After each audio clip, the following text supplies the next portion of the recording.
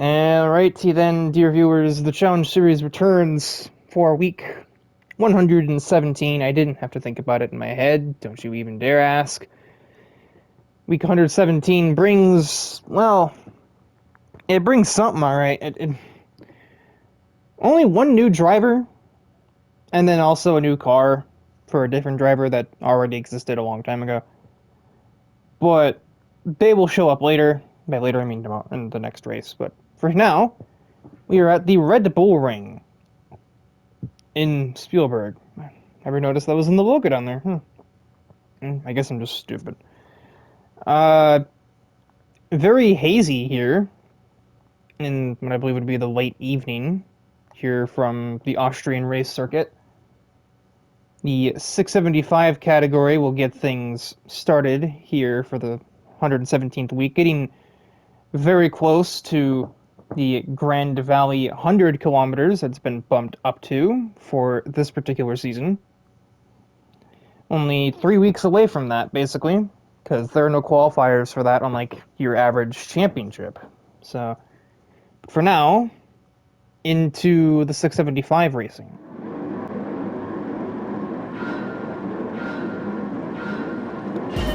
And we are away from the Red Bull Ring, and yeah, this week was very interesting because the entire week has contained exclusively tracks in Europe. We start at Red Bull Ring and we will pretty much go all the way across the continent, stopping at different racetracks in this episode. And that means that a lot of the same drivers showed up to each individual race in spite of the races including a different category in every event.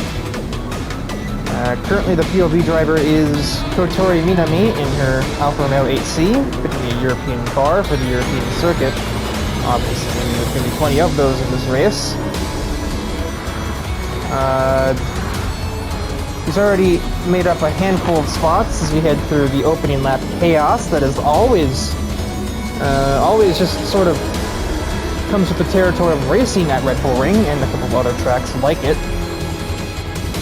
Already up to 13th, ahead of Mulsanne on the outside of the middle part of the lap. Never mind, it's not so easy. I think even if you just take passing glances at most of the cars that are in the race, a lot of them were in the 675 race that happened last week.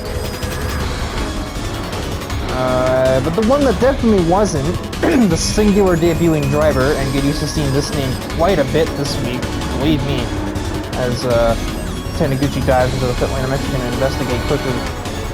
That's not a Supra. Actually, who am I kidding? It's probably all just nonsense at turn 1. Already looking at more than just the top 10. Kotori 3 wide at turn 1 with Anderson and Large. 2 wide with 2 endurance racing icons, effectively. They'll both mug the 350Z, and Kotori will clear on the second straightaway, heading up the hill. But the new name to focus on this week is the person that's just possibly made a move for the lead as we move the camera towards her. Rysalind Stout makes her debut. Bit of an odd name. She claims to not be from any place that we would know, but her name looks German to me, and she's driving a German car. So I figured she might as well just be German. And she has indeed taken the race lead. She started 5th, by the way. And she passed Ellie, Violetta Vegas, and Yo to get there. So, you know, by no means small fries here in the Challenge Series. As Kotori is catching up to that large group of drivers herself, she's sitting 6th place. In view of the race lead being held by the C63 driver ahead of Penny Golden in the Pantera.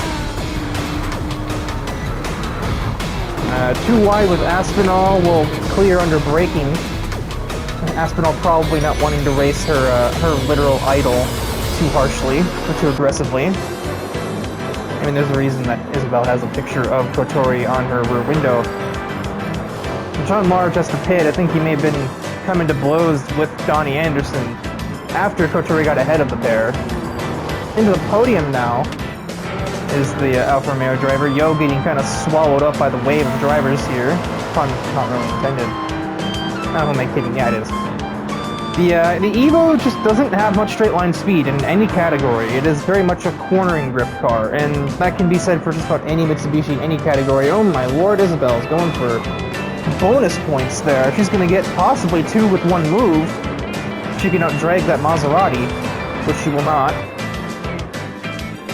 And speaking of move, Kotori is going to try and sneak around the outside. Ryzelin defends that. And for reference, Ryzelin, or Ryza, as she insists she be called, I guess that's her nickname. Everybody driver, wow, English. Every driver has an established nickname or some kind of a call sign, for the most part. But nobody's insisted on it quite as harshly as Ryza has. So I guess I'll just do that. But she and Kotori are nose to tail at the moment, heading through the middle part of the lap. Kotori has a huge run though, and this might seal the deal for the Alpha driver. No, Ryza's gonna hang on the outside. Oh, runs out of grip though, and has to try and stay in track boundary. She's still fighting back on the slower lane of the circuit here, and they're gonna continue to be too wide, heading over the start-finish line. Kotori has the better momentum though, and the better line though. So I think... nope! How did you get that thing stopped? Oh, you basically didn't. You had to use all of the curbing on the exit, but... Kotori probably a little blown away by that maneuver, but... he's still obviously right there with the C63. Too wide again at the top of the hill. And again, that C63 just has masterful braking, but nothing on corner exits. She keeps having to overcook it just to stay ahead, while Kotori is able to take these corners at a reasonable rate. And now, with the far better exit from turn 3, Kotori is not clear. Ryzelin sends it at turn 4 and clears her. What in the heck? She must have some natural talent for this. She claims she's never even driven a car before. She seems to be in a similar boat to the Toho cast. They've never seen or driven a car before, coming from a completely different world, but you'd have me fooled. Ryza put up a fight against probably one of the stronger competitors on the Challenge Series roster. And in her best category, no less. It'd be one thing if you got one over on Kotori in the 640 or the 750 categories, where her cars of choice aren't.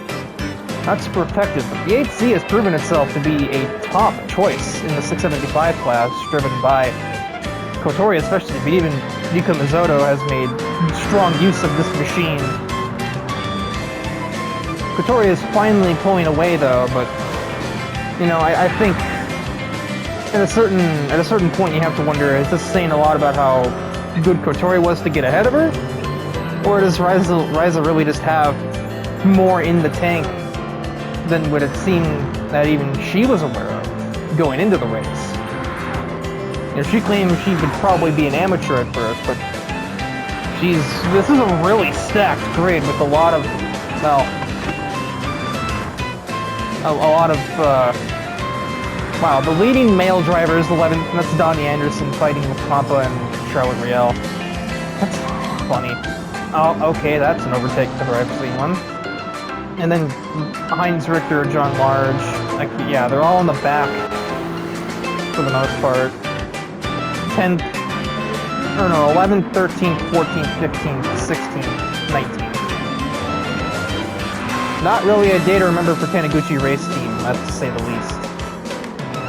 It's a good day for NFR though, running 4, 5, 8 at the moment, and then Noir back here in 17th, starting near the back, around there, and getting caught up in early race shenanigans, as is always likely to happen at Red Bull Ring. But Kotori, she picked her way through all of that, and will head out of the last turn, claiming victory at the Red Bull Ring. But I don't know, I think the real credit here goes to our second place finisher. Debuting rookie in the same category as a Toho character, not really being from a world that has cars at all, to battle one of the strongest competitors for a lap and a half and beat all of the other 18, which, you know, with drivers like Vegas, Fenny, Isabelle, Ellie especially, there were a lot of tough cookies here. So I think the real mention has to go to her. just as much as it goes to the winner up there. And then Vegas will cross to complete the podium here from the Red Bull Ring. And that's, yeah, I mean, I've said all the praises for Raiza that I possibly could. I'll try not to oversell her. But that, I mean, it was pretty straightforward racing here from Red Bull Ring, other than all of the cars in the back that got damaged early on. Pretty much anyone who wasn't in the top 11 got damaged, so 9 cars with some repair bills to make coming out of this night. Alright, we head to the second race of the week. The Brands Hatch Indy Circuit will be our venue of choice for today. Which, you know, means it's probably the 600 class, and you'd be right in assuming that. And we will have the other new car on the lineup today. But yeah, because it's the Indy Circuit, a lot of laps ahead of us. I believe it was 10. It was either 9 or 10 laps of racing, which for a sheer number is a record. But no, in reality, it's not actually that long of a race, even so. A little longer than usual, but still nowhere. It's still going to be around the 9-minute mark, which is about the average. Actually, no, the average is like 8. It doesn't matter. 8 to 10 is around the time frame we aim for. Sometimes races end up around 7, 7.5. But very rarely do they go over 10. Outside of races that are meant to, like the roulette races that are on a literal 10-minute timer and almost never sync up with the end of the actual final lap. So, and then obviously there's the endurance races that can run as long as half an hour. So, here we are.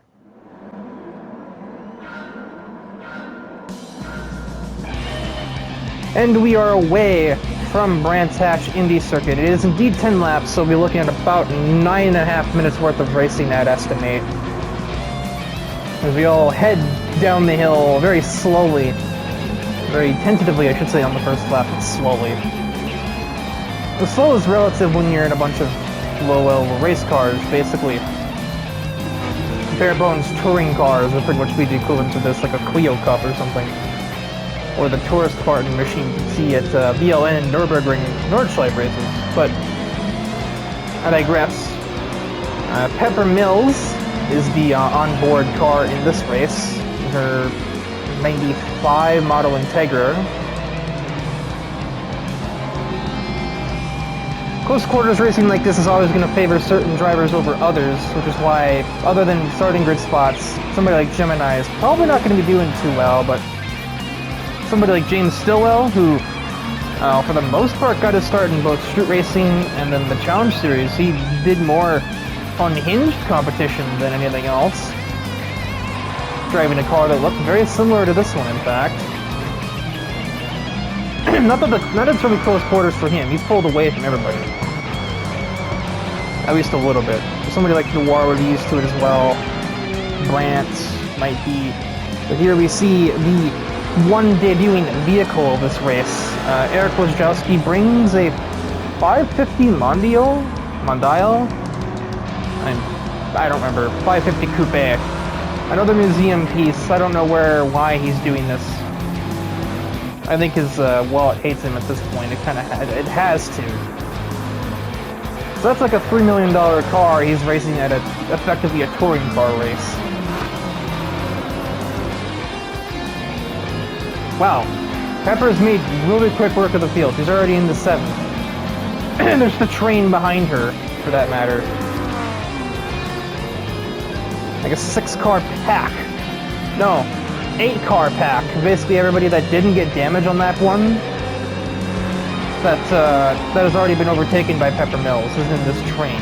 O'Donnell, Michiko Taniguchi, Battle Macampa, who was in the last race, etc. And yeah, Pepper's just kind of, well, she was in no man's land. Now she's up to the back of McIntosh to get out of the middle of nowhere and ideally her get into the top 6.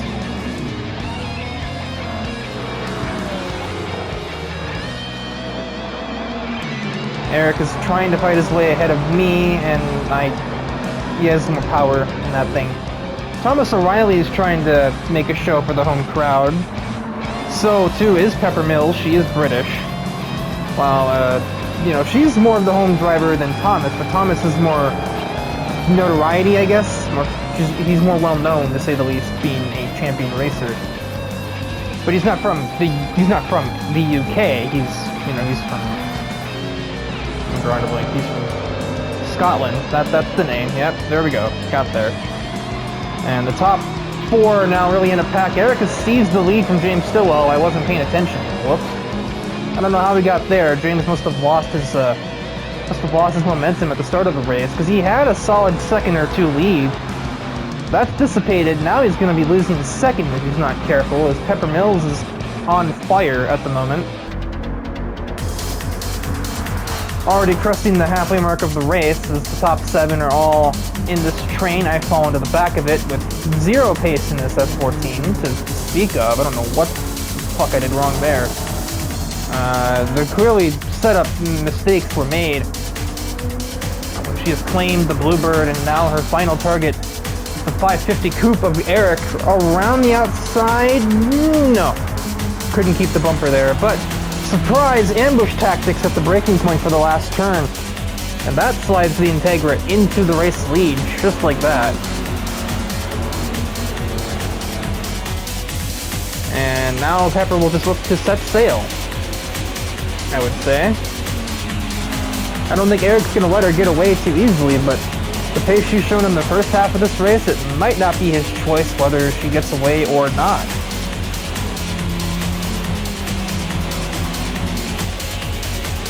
You would skip ahead 2 whole laps, and admittedly, nothing much has changed. Everybody's just kind of running single file here near the front. Kampa has snuck away to the top of the back of that, or like to the front of that second half train, and she's getting closer to me with every passing minute.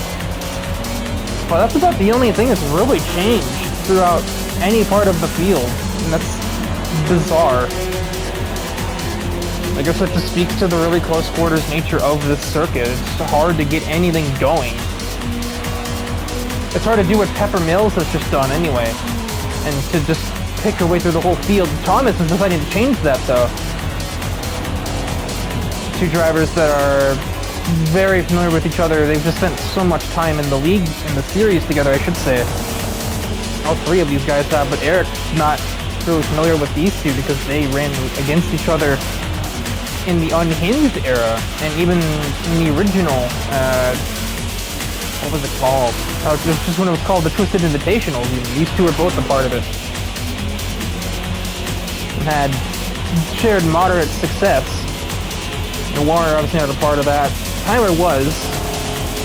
He didn't really enjoy it quite as much as others did, though. What is Thrasher?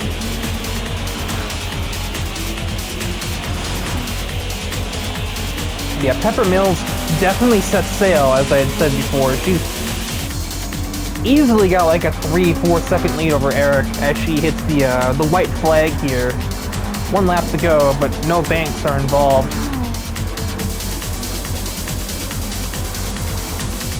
Yeah, like a solid 4-second lead to the credit of the Integra driver. So we'll kind of look back at the battle for third as Thomas and James Stillwell are still throwing hands.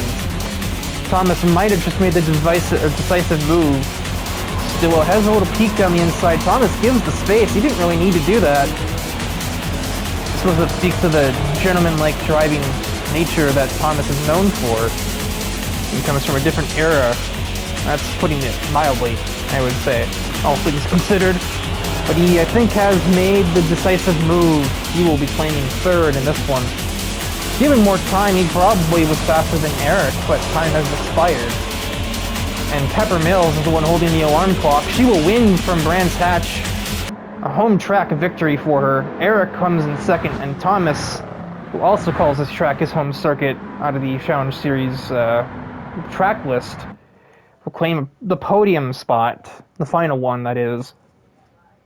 So 1-3 for the drivers of United Kingdom origin, not orientation. I identify as British. I don't know what my brain was. Why I was hooked on saying orientation. No, of origin of the United Kingdom. There we go. Eventually, I did get there, and eventually we will get to this third race of the week. So, and by eventually, I mean right now. Alright, ladies and gentlemen, interruptions aside, hopefully we are here for the third race of the week, which brings us to Deep Forest Raceway for the 640 class race here. And it just keeps getting weirder, admittedly. We'll just, I don't know. We'll just have to see as the race begins what I mean when I say it keeps getting weirder. There's no other way to just simply word it that doesn't just like ruin the whole race. If you can't tell, I'm completely out of intros here, because it's Deep Forest. Like, we haven't seen this track, like, dozens of times now. Actually, I've never seen this panning shot from the spectator's point of view, though, actually, to be fair. So, apparently I haven't seen every part of it.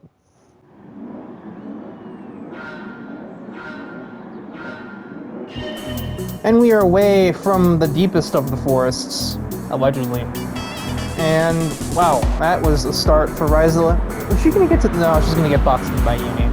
She almost got straight to the lead from that start. If she had had a clear run ahead of her, she would have had the most momentum into turn one, but she got boxed in by Uni and, by, to a lesser extent, by, Mulsanne. Uni leading a race in this BRZ for probably the first time, period. She really has not had any luck in this car, and it's just been all around a really weak performer. A car from Twisted Metal and Herbie are battling for fifth. This is the most challenge serious thing I've ever seen. Oh, and then a car from the Twisted Metal TV show is behind them, so there you go, bonus points on that. And a relatively weak start, given that she's got four-wheel drive. Our POV driver for this race is Yo Watanabe in her Mitsubishi GTO, her recolored Ridge State Grand Prix race car. Not that she drove it, but it's a replica of one that somebody else did drive.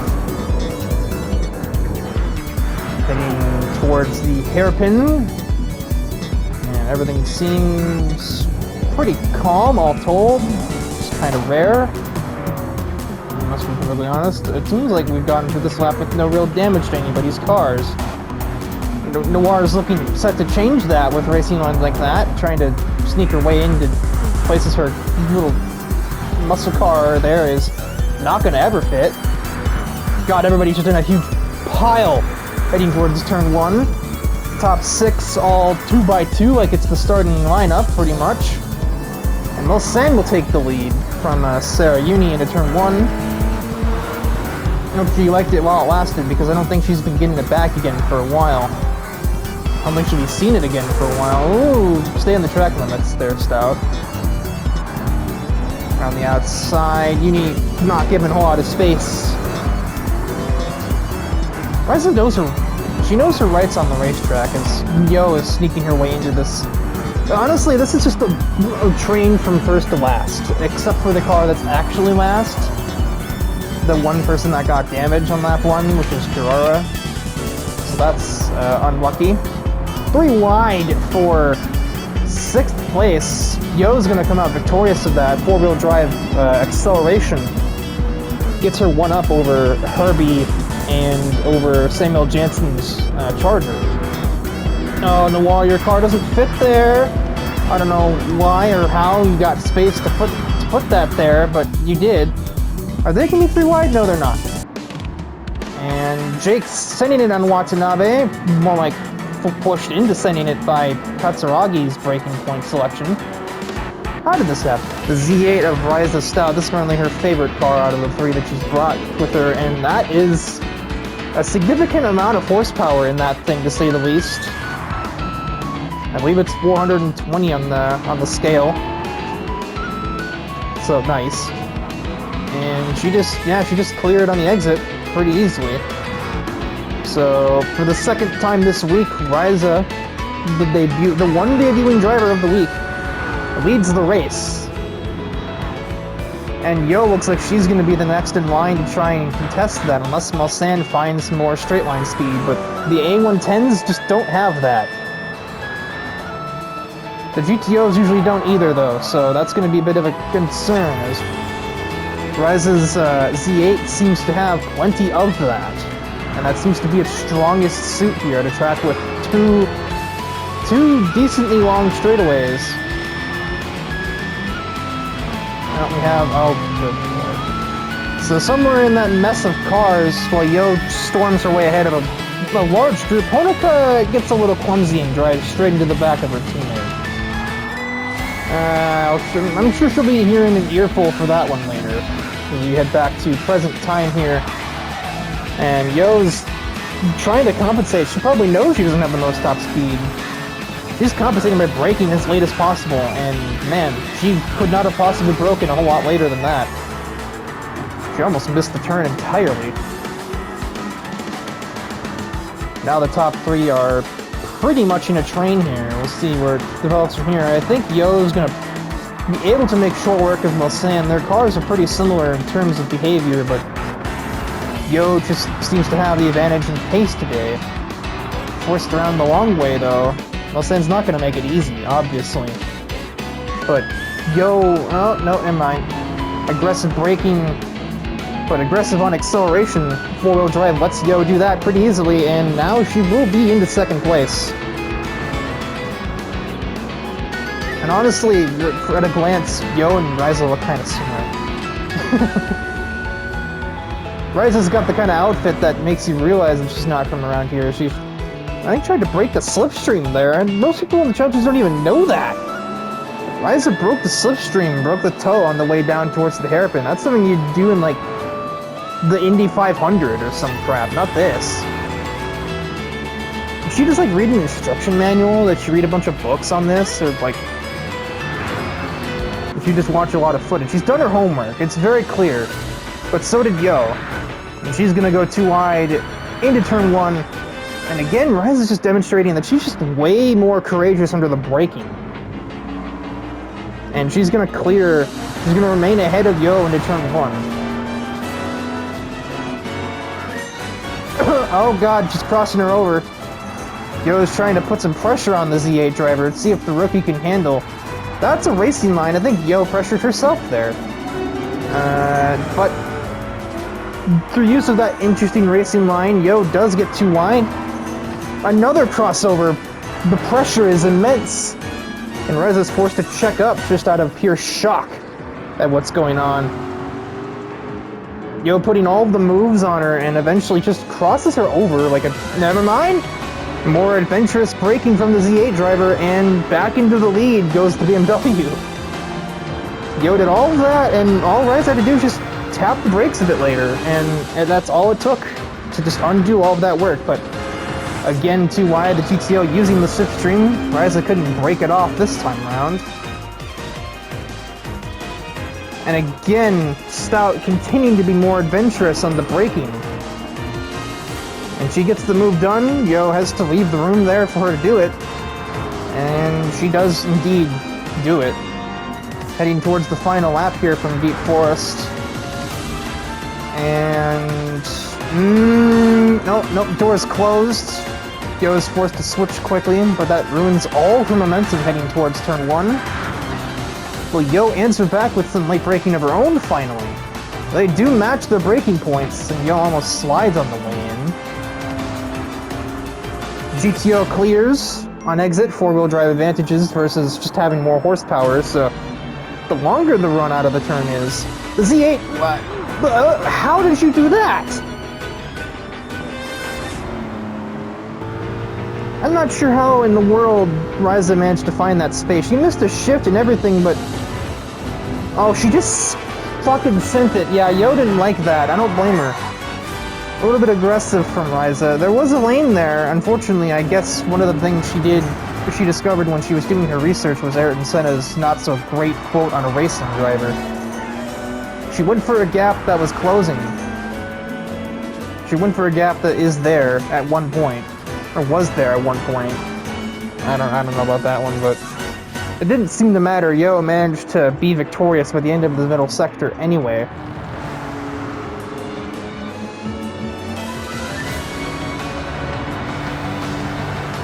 Now we just have that long run down the back straightaway. for Yo, it's probably a bit too long for her liking. That Z8 is pretty strong in a straight line. But not strong enough. Ryza will have a desperate peek down the inside, but Yo knows what she's doing on that corner exit. And I think that will seal the deal. Although the Z8's got more slipstream and more horsepower, this is still a straightaway to contend with. It's still not enough. It's not going to be far off enough, but it's not enough. Yo Watanabe grabs the victory from Deep Forest, and I think we might have just seen the start of a more of a competitive rivalry than a hateful rivalry. Opening up here today, battle of the two brown-haired tomboys, just about. Mulsanne will claim third, Thomas O'Reilly very close to his second consecutive podium finish on the week. But then again, this is a second P2 for Ryza in this week in 2 appearances, so as far as she's concerned, she's 2 for 2 on podiums. She just doesn't have a 600 class car to even bring to Brands Hatch yesterday, or she probably would have been there too, honestly. So, Yo does eke out the win, so make it also 2 for 3 today on girls with grayish brown hair, because Kotori won at Red Bull Ring. Pepper's as blonde gets, though. So, you know. But with that, we will head in to the 4th race of the week. And we have arrived for the 4th race of the week. And it is the Dirt Division / the Special Conditions category. I think what it really is that it's still the Dirt Division if it's dirt, but it's the Special Conditions category if it's... Because we have a slightly different VOP system for that, which is basically just to say you need to have snow tires. And that's really the only difference. Otherwise, it's the exact same specs you would have had if you had dirt tires on the car to be at 590 points. But, yeah, so it's only really the Special Conditions. It's the Special Conditions Cup because it involves both categories in the same week. But it's the Dirt Division unless we're racing on snow. If that makes any sense, which it might not. But nonetheless, Sardinia Windmills, the archetypical dirt track here on the Challenge Series, we probably visit this one the most, versus Fisherman's Ranch in Colorado Springs, and Lake Louise even, but that's kind of not a fair comparison considering that track didn't even exist when the Challenge Series started. That only opened a handful of months ago, so here we are.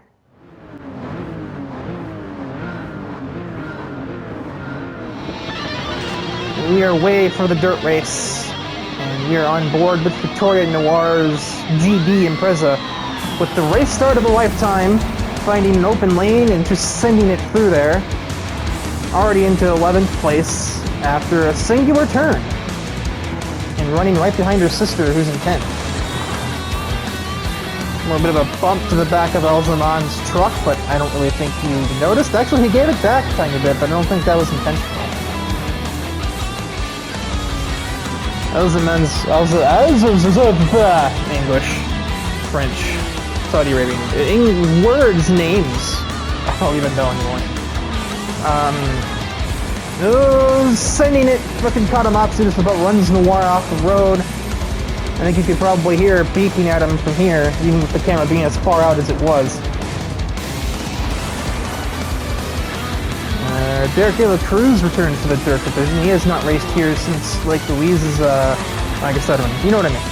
He has not raced in this little Charger of his, this fake Richard Petty car since Lake Louise's debut week. He gets absolutely dusted by Noir, who just runs a different line to everybody else through here and picks up all of the pieces because of it. Up to 6th place after just a lap of the race, bars. Her game industry compatriot, Blonde, is holding a pretty significant lead over Nico at the moment. Toyota 1-2-4-5. Valentina Amalfi in her A45 is the only driver splitting up that Toyota sequence. And then of course there's Noir, who's about to do the same thing as she gets no, she does not get ahead of Futaba for sure. Way too much oversteer for that, no momentum being saved. better exit though, but oh, I don't know. I'll see it when I see it. Once he gets the move done. Oh, both Derek and Gil missed that hairpin. That is a tough corner to make sometimes, especially if you're trying to race somebody through it.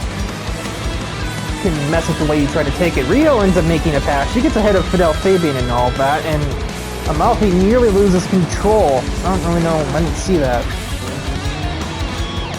So Fidel washes up on exit, and Riho just kind of puts her vehicle there and makes that move stick. Just capitalizing on bad exit from the the Corolla driver, excuse me. Amalfi just tries to do too much to hang on to the lead and slides around a bit. Her momentum is killed, and Noir has all of the momentum, and she will just sneak right into 4th place, basically following Riho through the upper half of the field. But now, her services are no longer required. She will get ahead of the Tundra, and while her teammate won't let her go very easily, that's about expected from Nico. She doesn't let anything go, but here we are. She does get ahead using that momentum out of the hairpin, and she can chase down her fellow CPU Blonde up there, and that's Celica. Doesn't look like it's going to take long for her to get there, as she is already basically there. Alright, good deal. Didn't even have to fast forward the footage, she's already there, and she's already ahead. Wow, Blonde didn't even try to fight that one, did she? She was just like, oh, this isn't my problem. Like, yes, the hell it is. This is a race. And now Noir may look to just drive away. She can get stopped for the 90-degree turn, which she about did. As we head on to lap 4 of the race, and that is a transition. Will this replay camera help us a little? No. Yes. With a bad bounce? Oh, that's what it always is. It's a dumb question. And she is lucky not to collect anybody else here, as she was almost sticking out back onto the road. And Juan is keeping with Noir, but not really posing much of a threat to try and pass her. The Toyota 235 now. Alzaman is now the one in pursuit of a podium run for the Tundras after Riho failed miserably to capture it herself.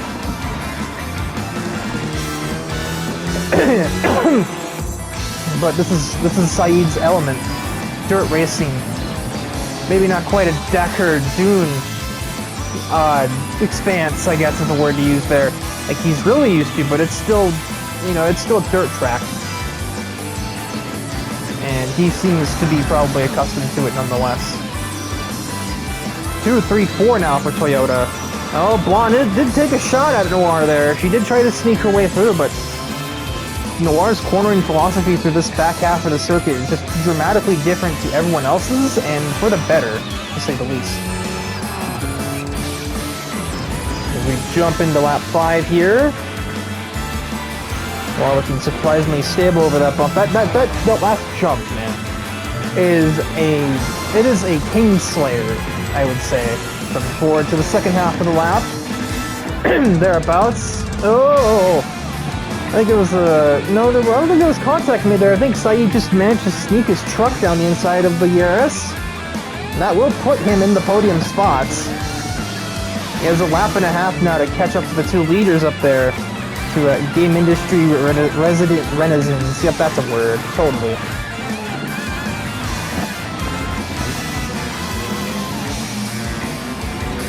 But yeah, time is running short. Noir, I think, is a little too far ahead to do anything about. But Alzaman can definitely try and take second away. And oh boy, is he close enough now. We skip ahead to about the middle part of the final lap from Sardinia. They almost went too wide. Blonde snuck back. Oh, nope, they're going too wide. Ooh, get it stopped. Blonde has to, I think, just kind of let that one go. Alzaman just made his money in that 90-degree turn. He was just able to just brake later. He was more confident in what the truck would be doing at the approach to the turn, and he just sent it every time. And he managed to get there cleanly, no less.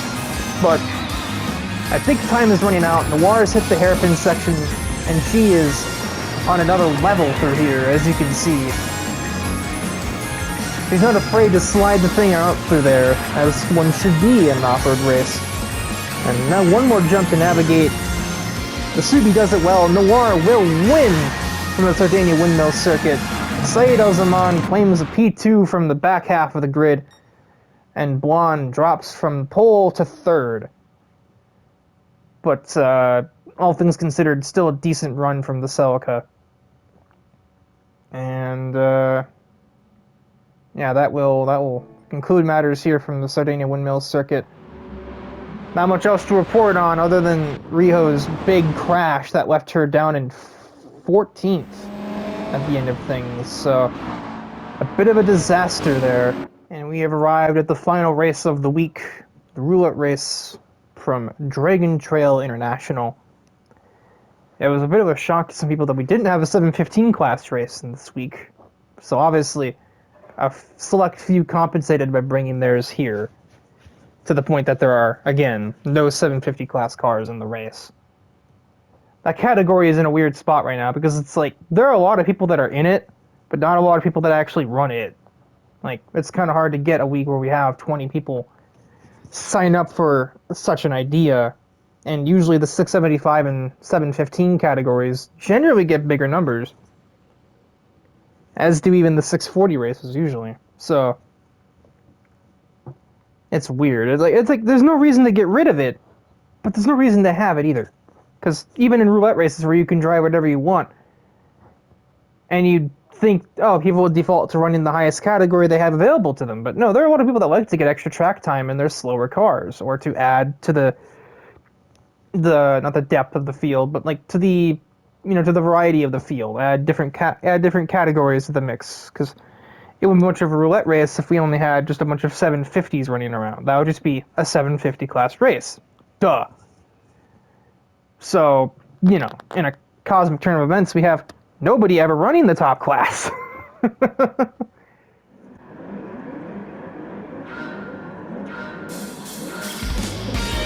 And the roulette round is green.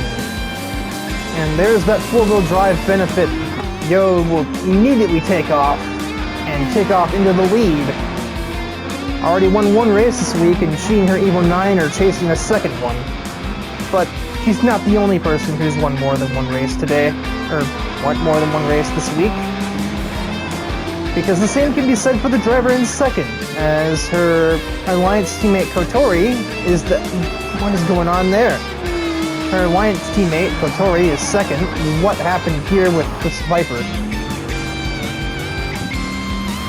Oh, Riho closed the door on our POV driver. Oh my word, save it.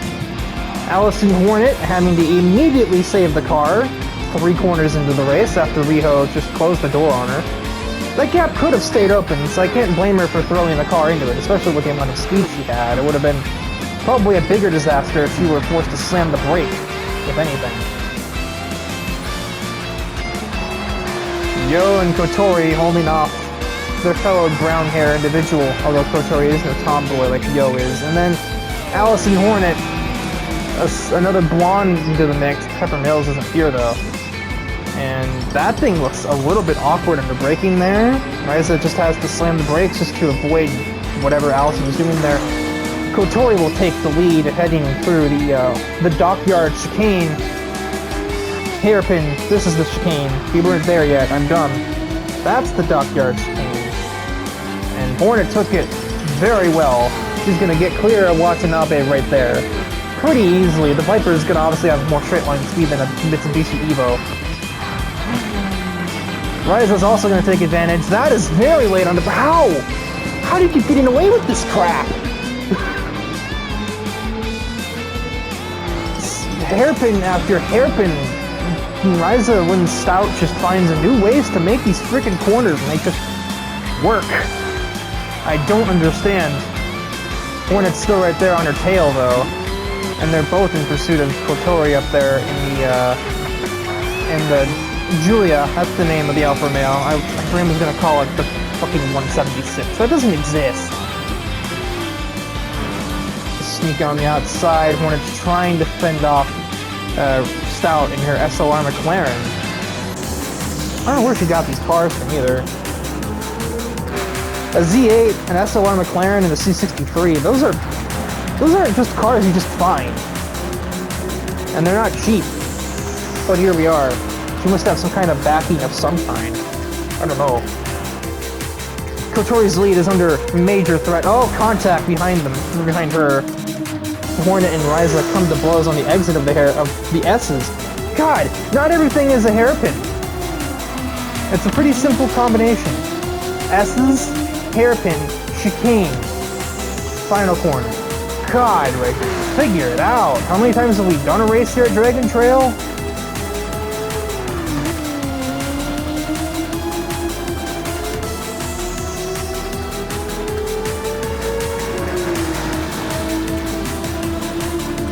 Up to the final corner. This time, Hornet might be taking the lead. Nope, Kotori breaks later.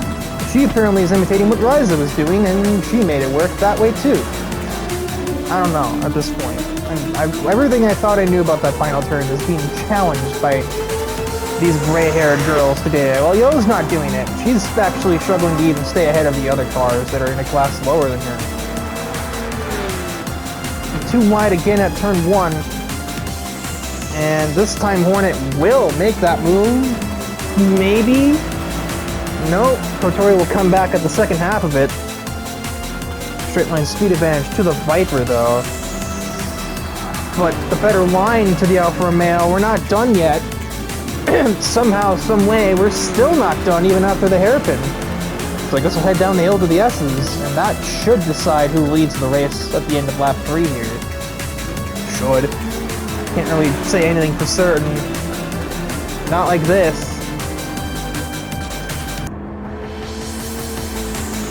Up the hill. Kotori has to back off. She almost went too wide there. Defends from the Viper. Oh, Ryza's found her way back into the fight though. She'd had clear track ahead of her. Now the SLR is going to sneak its way into the fight. Hornet, not really pleased about the way that Stout got back into second. She's riding her bumper heading through the dockside chicane. What's even going to happen here? Is Hornet going to go for second? Nope, Stout's going to go for the lead and walk Hornet off completely. And she's got the inside. Kotori gives probably more space than she had to. And the SLR McLaren of Ryza and Stout is now the leader. She's going to lead a lap for the 3rd time this week in her 3 appearances that she's made during the week. I just fail to understand. This is like an anomaly, I'm pretty sure. And on the background, Uni gets knocked out of contention by Zara Lufton, Hornet's teammate. From the Azure Lane team. And Charlotte Riel got caught up in it as well in her 993. I don't know how, but I guess she did. Hornet and Stout still nose to tail. They're going to go too wide down the hill towards the S's. No, they're not. But they're going to be too wide at the braking point. And Stout will sweep ahead on the outside. Defensive driving, braking the slipstream, aggressive late braking, but like calculated late braking. I'm going to look at an explosive rookie here that might just turn the whole series on its head from what I've seen this week alone.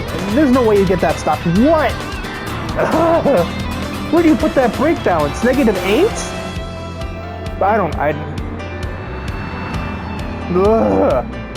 The battle does not end. The craziness, that's a wall. The insanity coming from this one tomboyish girl who dresses like she's like from South Africa or something. She's not. She very clearly isn't. But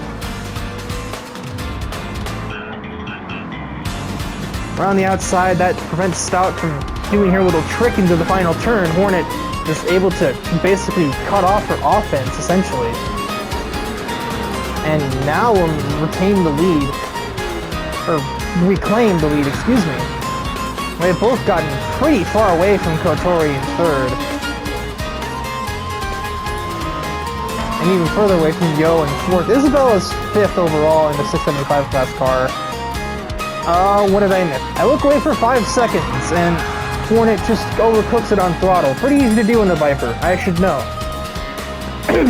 Especially one that's more aggressively suited, like this one. Mine's pretty much made to be as stable as possible at the expense of some cornering speed. But Hornets is not set up that way. And that is obviously for the best, because if it were set up that way, I don't think she'd be as competitive. I think Ryza would be running away with this by this point. Instead, we basically had Hornet in the two-car battle pretty much since the green flag dropped. She wasn't battling Kotori in laps 2 and 3, and she's been fighting Ryza Stout since. More contact down the hill. Another outbraking maneuver from Ryza, but that's going to leave her susceptible to a crossover. They make contact at the apex. It's getting a little pushy now. These two are, I think, getting maybe a little tired of futility. They're going to go, no way. Oh no, touching the line, get a better exit. That was almost terrifying. You don't go too wide at the exit of that chicane. That is asking to put somebody in a tire barrier and end a career. You do that. Another impossible braking maneuver, but Hornet's going to sneak her bumper there, prevent Ryza from taking the line that she wants to take. Final lap for our leaders here, as they are 2 abreast across the start-finish line, with 1 minute and 10 left on the clock. Hornet does have the advantage of turn 1. The little kink there, the Viper driver is much more confident in the grip of the car. Crossover applied, that's a little bit rough. Yeah, Ryza's definitely getting dust, but their cars are now damaged. Luckily it's the final lap, so it won't change the finishing order. Huge curb hop! Oh my lord, she is pushing that SLR for every inch it's worth and more. Honestly, I don't know how that thing's holding together the way that she's driving it. She's trying to run the tires off that car. And Hornet's about to match her. Yeah, Hornet's had enough of her shit. I wouldn't be surprised if we see a crash here. It might be intentional the way that she's being raced here. I didn't think Ryza really had aggression in her. More contact on the exit of the S's. I think Ryza had to do that checkup thing to stay on the track limits. They both go super late on the brakes. Hornet having to resort to engine braking just to slow it down. Ryza backs up the exit, meaning Hornet can get no momentum heading on to the short chute. Oh, but a crossover, Minister. You're gonna do that? Oh no. Somehow they survive, and Ryza gets the cutback on exit. Hornet with the straight line advantage, though. The Viper is still gonna have a small benefit in straight line speed, but Ryza with those super late braking. Again, crossover administered. Oh, she gives the bump back, though. Hornet returns the favor, and now it's just a drag race. Never mind, Hornet's gonna win that drag race and win from Dragon Trail in the roulette race. Jesus Christ. Kotori will come home in 3rd. We hung on this camera for a very long time for some reason. So another one as the bridesmaid for Ryza Stout. She did everything to take that win away. Everything but wrecking the car or the opponent to get that win, and she still comes up with a 3rd result of 2nd place. But the way that she's driving, there's no way she doesn't get it soon. This is insane that that she's lost 3 times like this. Kotori was one thing because she took the lead with a lap and a half to go. Yo took the lead away from her with about half a lap to go on the back straightaway, but now Hornet literally stole the win from her at the last second with basically a bump and run. Like a horizontally placed bump and run / crossover maneuver that got her the win over the SLR driver, but it's a matter of time, and I think everybody on the track that shared the track with Ryza this week knows that is the case. She just has to get lucky once. Or, just seal the deal once.